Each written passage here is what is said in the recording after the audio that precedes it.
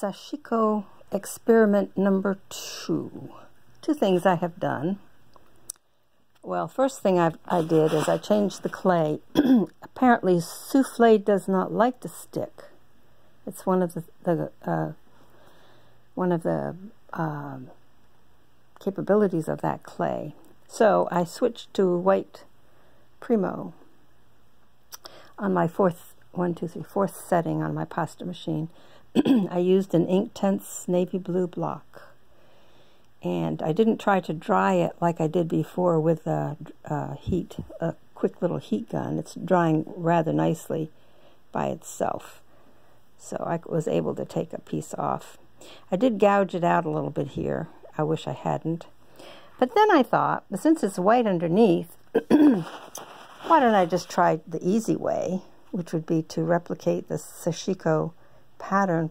We're just using the point of a craft blade. Well, I think it gets the job done pretty well, and I didn't, really work hard at this.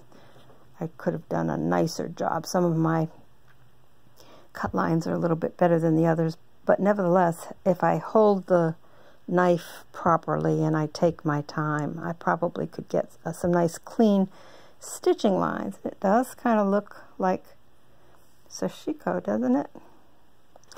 Not when I zoom in. But I could improve that, I think. Let's see. I think I could. And I have to wipe my point of my blade more often. Yeah. However, from a distance, and even rather close up, it looks like a piece of fabric with Sashiko thread. Before I had done that, though, I thought, whoa, why didn't I use my little extruder? Since I was unhappy with the tiny, thin pieces that I wasn't able to get just by rolling a sausage. But these are super, super thin. As you can see, they're thinner than the toothpick. They're much thinner than the toothpick. This is the toothpick. And let me not zoom in so much, and you can see how thin they are. So if I wanted to go through the problem, and that's what I was going to do with what's remaining of cutting these up and just laying them down, but I don't know.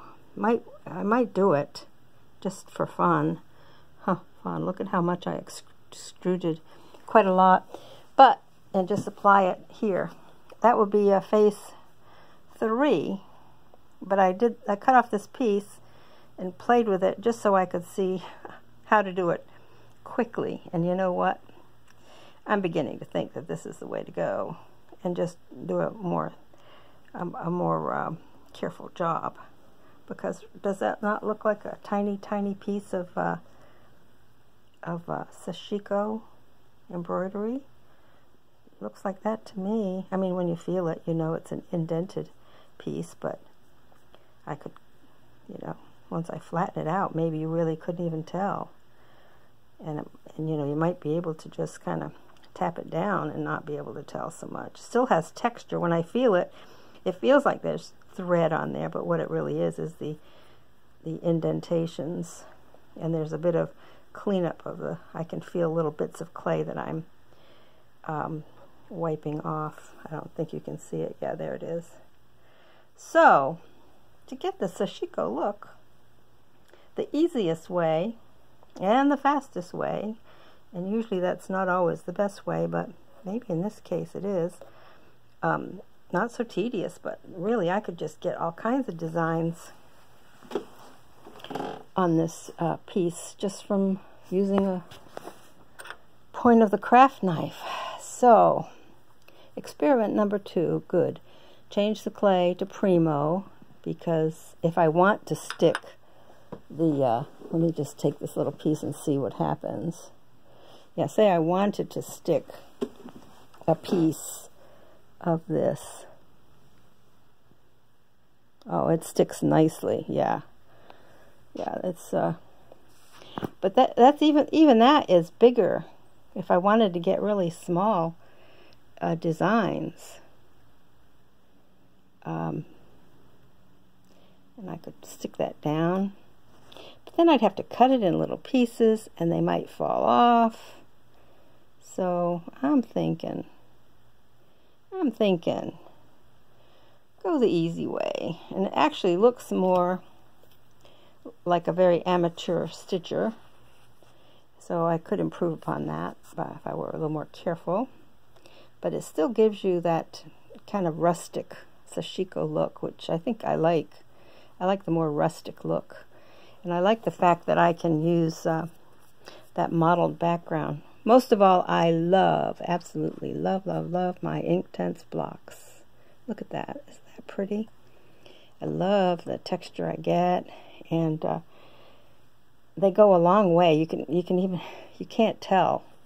And they're heat set. So if I wanted to put another color on top, I probably could.